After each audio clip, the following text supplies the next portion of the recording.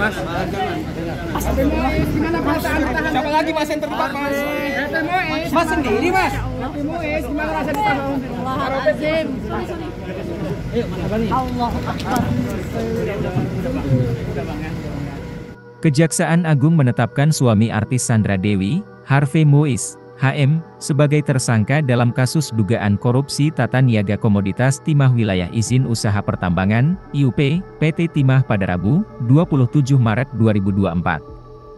Penetapan Harvey Moise yang merupakan pemegang saham PT Refinet Bangkatin, RBT, ini sebagai tersangka dilakukan setelah memperoleh alat bukti yang cukup. Termasuk diantaranya, dari pemeriksaan dia sebagai saksi pada hari yang sama. Begitu ditetapkan tersangka, tim penyidik langsung membawa Harvey keluar dari gedung Kartika Kejaksaan Agung ke mobil tahanan.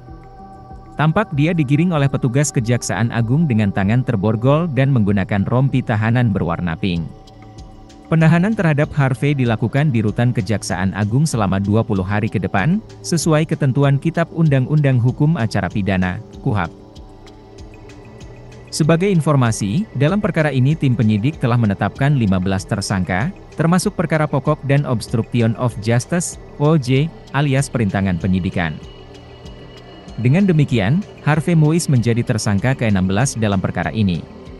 Di antara para tersangka yang sudah ditetapkan sebelumnya, terdapat penyelenggara negara, yakni M. Riza Pahlevi Tabrani, MRPT, selaku mantan Direktur Utama PT Timah, Emil Emindra, EML, selaku Direktur Keuangan PT Timah tahun 2017 sampai dengan 2018, dan Alwin Albar, HLW, selaku Direktur Operasional tahun 2017, 2018, 2021 sekaligus Direktur Pengembangan Usaha tahun 2019 sampai dengan 2020 PT Timah.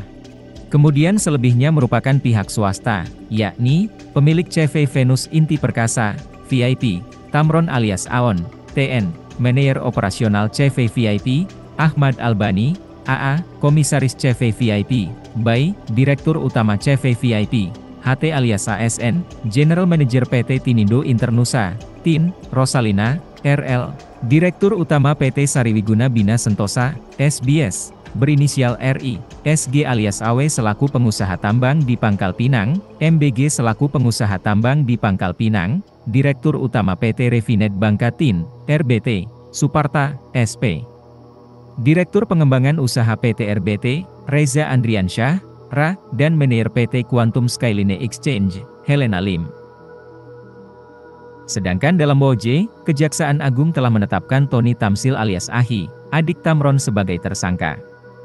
Nilai kerugian negara pada kasus ini ditaksir mencapai 271 triliun rupiah. Bahkan menurut Direktur Penyidikan pada Jampitsus Kejaksaan Agung, nilai 271 triliun rupiah itu akan terus bertambah. Sebab nilai tersebut baru hasil penghitungan kerugian perekonomian, belum ditambah kerugian keuangan.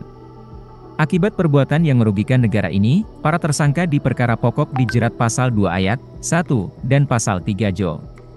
Pasal 18 Undang-Undang RI Nomor 31 Tahun 1999 sebagaimana diubah dan ditambah dengan Undang-Undang Nomor 20 Tahun 2001 Jo. Undang-Undang RI Nomor 31 Tahun 1999 tentang perubahan atas Undang-Undang RI Nomor 31 Tahun 1999 tentang pemberantasan tindak pidana korupsi Jo. Pasal 55 ayat 1 pertama KUHP.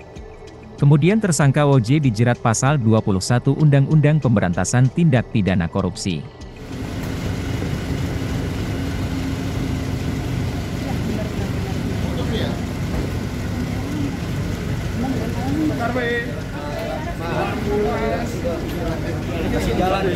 Mas. Gimana perasaan ditahan? Siapa lagi Mas yang terlibat Mas? Mas sendiri Mas. Gimana rasanya ditahan? Astagfirullahaladzim. Allahu Akbar.